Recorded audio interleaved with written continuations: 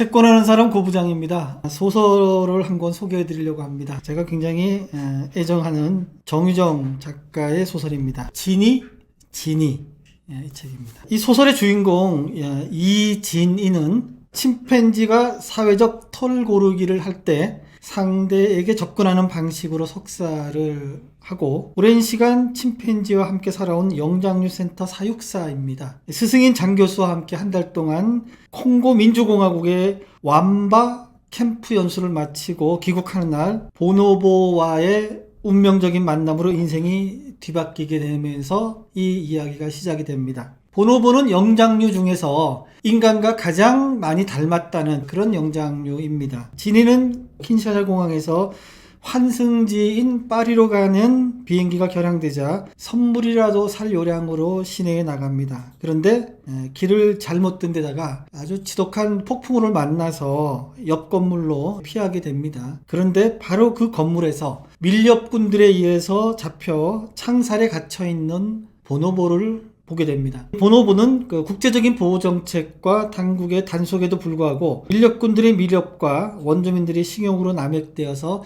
절멸 위기에 처해 있는 멸종 위기종입니다. 완바 캠프에 있었던 몇 마리의 보노보가 실종이 됐는데 그 중에 한 마리임을 바로 보고 알았습니다. 그런데 진이가 할 수 있는 일은 없었습니다. 왜냐하면 밀렵을 방해하는, 판매를 방해하는 사람은 무차별하게 살해도 하는 아주 흉악한 조직이었기 때문에 밀렵 현장을 막상 보았지만 혼자인, 그것도 여자인 이진이 입장에서는 아무것도 해줄 수 있는 게 없었습니다. 작가는 이렇게 서술합니다. 인류가 저질러온 가장 전통적인 바보짓을 하고 말았다. 돌아보지 말아야 될 것을 돌아보았다. 보노보는 창살 틈에 낀 눈으로 진이를 응시하고 있었습니다. 크고 맑고 까만 눈으로 넌 누구야? 라고 묻고 있었던 거죠. 주인공 진이의 입이 자동적으로 열렸습니다. 난 이진이야. 나는 친구야. 가지고 있던 파인애플 꼬치를 보노보에게 주자 보노보는 받아서 먹기 시작했습니다. 보노보의 눈에 생기가 들면서 눈이 커졌습니다. 먹어도 죽지 않을 거라는 그런 믿음이 생겼던 것이죠. 나는 너를 해치지 않아. 파인애플을 다 먹은 보노보와 진이가 눈을 마주치면서 고개를 끄덕였습니다. 상대의 감정을 이해하고 공유하는 순간이었습니다. 그렇지만 머릿속으로는 빨리 이곳을 벗어나야 된다 라는 신호등이 계속 들어오고 있었습니다. 잘못하면 자기가 죽을 수도 있었기 때문이죠. 밀렵꾼들이 돌아오는 소리가 들려오자 진이는 더 이상 머물 수 없었습니다.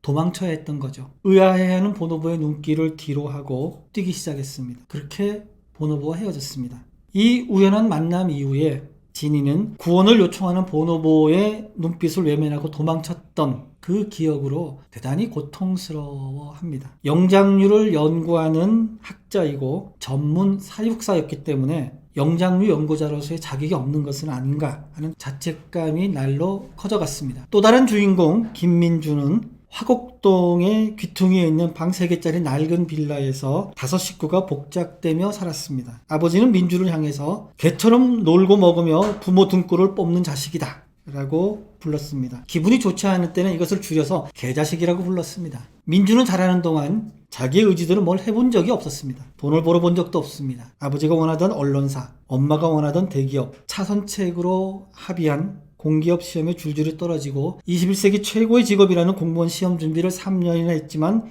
결과는 불합격이었습니다. 민주는 하고 싶은 일이 없었습니다. 되고 싶은 것도 없었습니다. 하다못해 넋이 나갈 만큼 좋아하는 것도 없었습니다. 아버지는 민주가 자신의 요구에 부응하지 못하자 용돈을 끊었습니다. 민주는 30번째 생일을 맞이하는 그날 집에서 쫓겨납니다. 민주의 출국을 살고 있던 당산동의 원룸에서 그의 겨울을 보냈습니다. 낮에는 아르바이트를 하고 밤에는 피곤해 절어 코를 골며 자느라 시간이 없었습니다. 원룸을 나온 이후에는 고시원에서 지냈습니다. 창문 하나 없는 고시원에 8개월을 보냈습니다. 민주는 매일 음식 배달을 해주던 생활보호자 해병대 할아버지가 부르는 소리를 배달 시간이 쫓겨 외면했었는데 그 소리가 해병대 할아버지가 죽지 직전에 불렀던 소리였다는 것을 알게 된 후에 죄책감으로 괴로워합니다. 모르는 것이 없어 물으면 자판기처럼 답을 한다고 해서 자판기 아저씨로 불렀던 옆방 아저씨가 자살한 후에 텅 빈 방이 어둠 만큼이나 어두운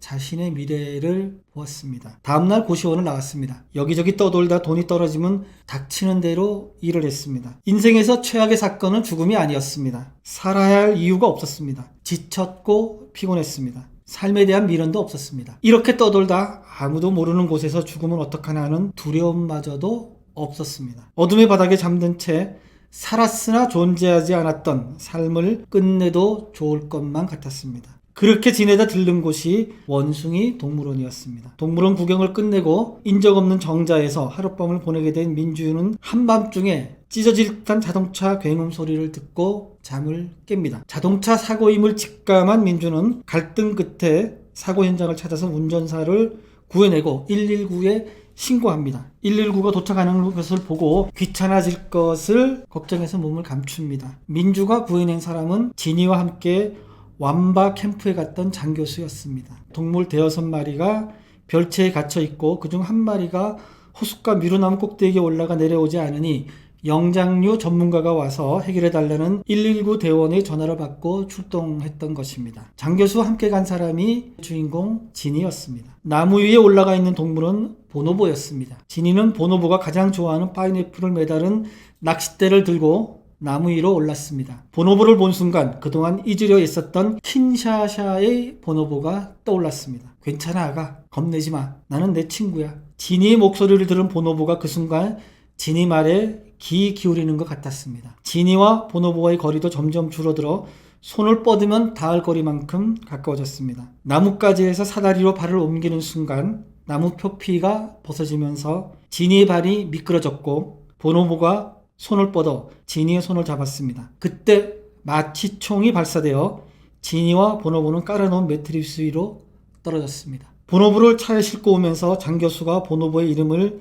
지니로 지었습니다. 두 사람이 사람과 보노보가 같은 생명체다라는 것을 암시하는 이름이기도 합니다. 보노보 지니는 마취되어 잠이 들었습니다. 바로 그때 고라니가 차 앞으로 뛰어들었습니다. 장 교수가 피하느라 핸들을 돌렸고 차는 금속성 브레이크 소리를 내면서 골짜기로 미끄러졌습니다. 쿵 하는 충돌음과 함께 시야가 흔들리고 몸이 붕 떴습니다. 그리고는 어둠이 몰려왔습니다. 진이는 어둠이 완전히 삼켜버리기 전에 커다랗게 벌어진 보노보 진이의 검은 눈을 보았습니다. 민주가 들은 소리는 진이가 탄 차가 충돌하는 소리였습니다. 진이는 사고와 함께 보노보 진이를 아는 채 앞유리를 뚫고 튕겨져 나가 민주가 왔을 때는 보이지 않았습니다. 진이는 눈을 떴지만 몸은 장대 같은 것에 빨래처럼 걸려 있었습니다. 머리는 무겁고 온몸은 몽둥이에 맞은 듯 욱신거렸고 너무나 추운 나머지 숨소리마저 떨려 나왔습니다.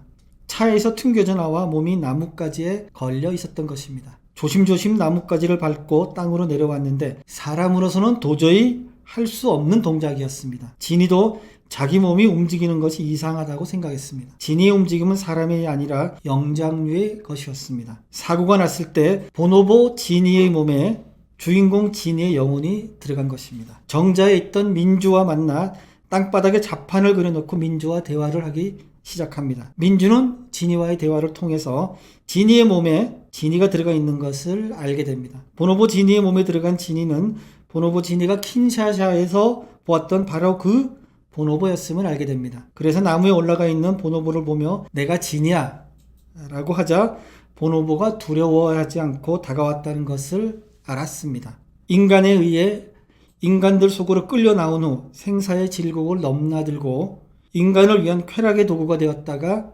인간에게 자신을 통째로 강탈당해버린 보노보 진이의 삶을 진이 자신으로서 바라보게 되었습니다. 만약 보노보 진이의 삶을 훔치기로 한다면 진이로 살아온 삶의 의미를 스스로 저버리는 것이 될 것입니다. 진이의 몸으로 돌아가지 않는다면 보노보 진이의 삶을 훔쳐야 하는 상황이 된 것입니다. 그렇게 된다면 보노보 진이의 몸은 살아있을 때 영혼은 죽음을 맞아야 하는 것입니다. 그것은 진이와 보노보 진이에게 모두 삶이 의미 없어지는 선택이었습니다. 진이는 그렇게 선택하지 않았습니다.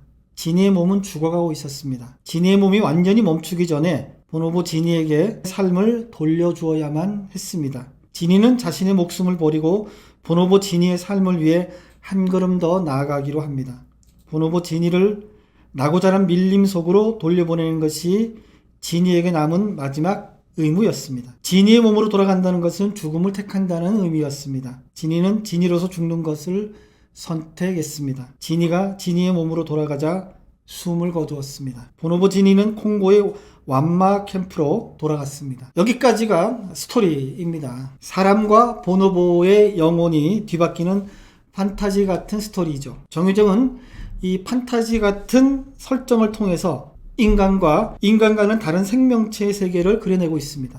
인간이 아닌 다른 생명체의 세계를 핍진성 있게 그려내려면 그 생명체가 되어야 된다고 생각했던 것 같습니다. 그래서 영장류 학자이지만 지니는 보노보의 몸에 들어가서야 비로소 콩고에서 구해내지 못한 지니의 일생과 보노보들의 삶을 이해합니다. 보노보는 인간과 가장 유사한 DNA를 가졌으며 침팬지보다 체구는 작지만 공감 능력은 훨씬 뛰어나고 온순하고 쾌활한 영장류입니다. 보노보는 깊고 예민한 감수성을 가졌으며 높은 지적 능력, 생동감 넘치는 몸짓, 풍부한 표정, 겁 많고 수줍은 성격을 가지고 있습니다. 보노보는 연대와 평화를 사랑하고 암컷 중심의 사회를 이룹니다. 무리간이 성생활이 자유롭고 성을 연대와 소통의 수단으로 사용하기도 합니다. 정의정은 인간과 인간이 아닌 다른 생명체와의 공존과 공생의 길을 제시하려고 합니다. 다른 생명체들의 눈물과 아픔을 외면하지 말고 함께 아파하고 슬퍼하는 것이 더불어 함께 살아가는 인간의 사회적 공존임을 말하고 있습니다. 정의적은 후기에서 죽음 앞에 선 한 인간의 선택에 관한 이야기이자 삶의 마지막 희망을 찾아 떠나는 모험 이야기를 하고 싶었다고 합니다. 인간일 경우